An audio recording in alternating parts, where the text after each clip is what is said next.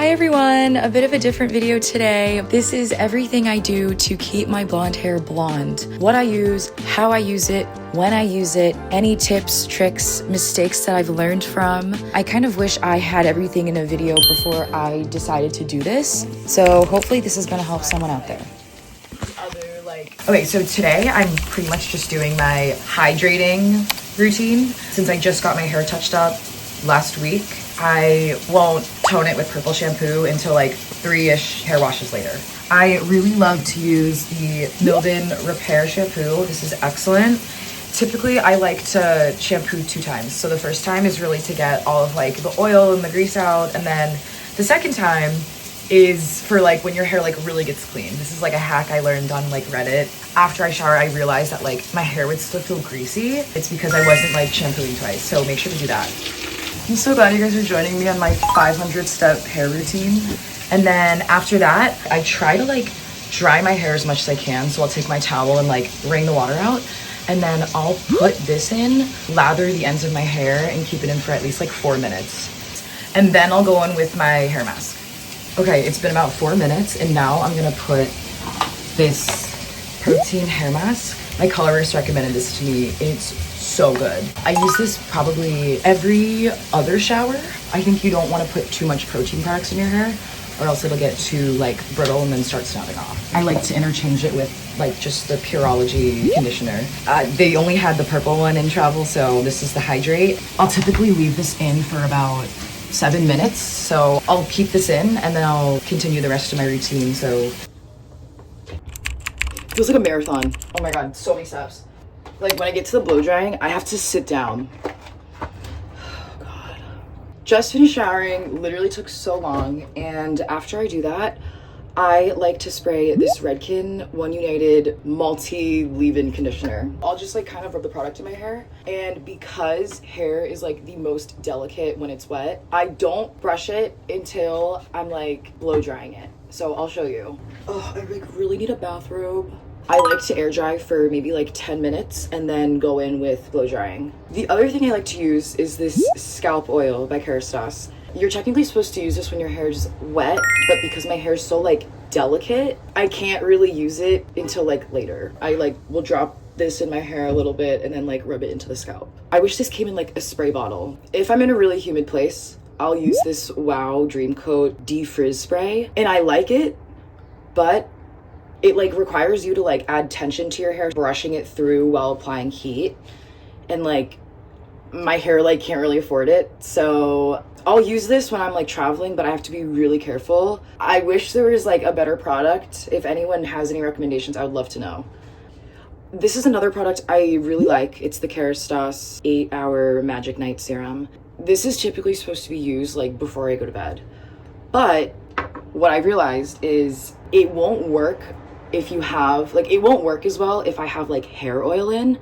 So if I don't use the hair mask, if it's just like a regular conditioner day, I'll use this like after my hair is drying and then I'll use this. But because I already used the hair mask, I don't really feel like my hair needs this today. So I'll just stick with this to seal in the Redken leave-in conditioner. Like literally so complicated, and I'm like still learning like what routine is like best for my hair. And like I realized I wasn't even using like the K18 properly until like a couple months ago.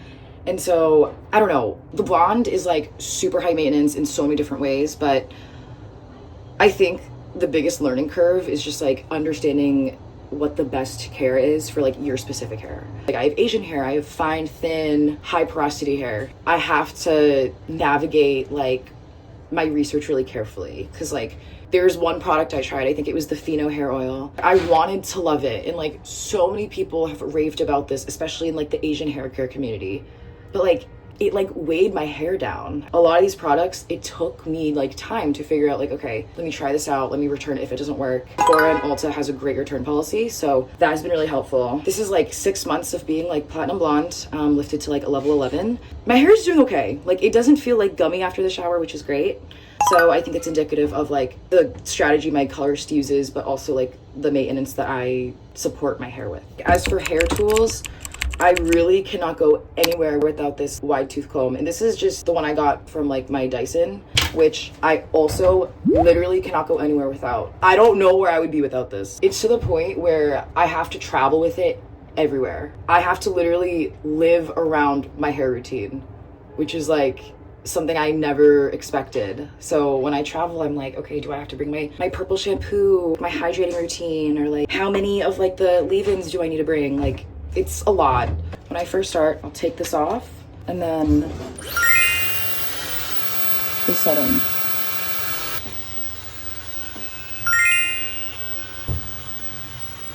%90 of the way, I'll then add this like piece to like really just finish the blow dry, making sure like the random flyaways are like facing the right ways. In total, it takes me about 2 hours all the way through from start to finish. And in a weird way, it's helped me like gatekeep against like things I don't really want to go to, like dates that I'm unsure about, because I'm like, would I wash my hair for you?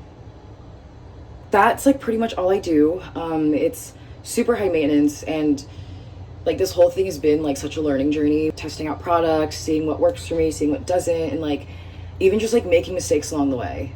I didn't know how careful you had to be. And so this is like what happens if you don't take care of your hair. Like a whole thing can just like snap right off. And so I know I have to be really careful with this. And as much high maintenance it is, I would do it again. Like, it sounds crazy to say, but like, I don't think I've ever been this confident. It's really changed the way I perceive myself and like move through the world in like ways that I don't think I could with my black hair. I can like make another video going into that, but I think I have so much more fun when I'm blonde. Weirdly, it's like a reminder for me to just like take things lightly and just like go with the flow and really just like enjoy life and have fun with it. Like, things don't have to be so serious. So anyone out there who wants to go blonde, do it. I think everyone should go blonde at least once in their life. There's so many other like products and like tips and tricks that I have. If you're interested, maybe I can like make another video to cover that. I'm just so glad it's lifted to this color again, because this was honestly the shade I felt the most confident in, and I had to like go through a few appointments to like figure out what that was. So, you know, like I said before, finding like what your look is, finding what makes you the most confident is such a trial and errors process. It requires so much time, money, but it is so worth it. Like, so worth it.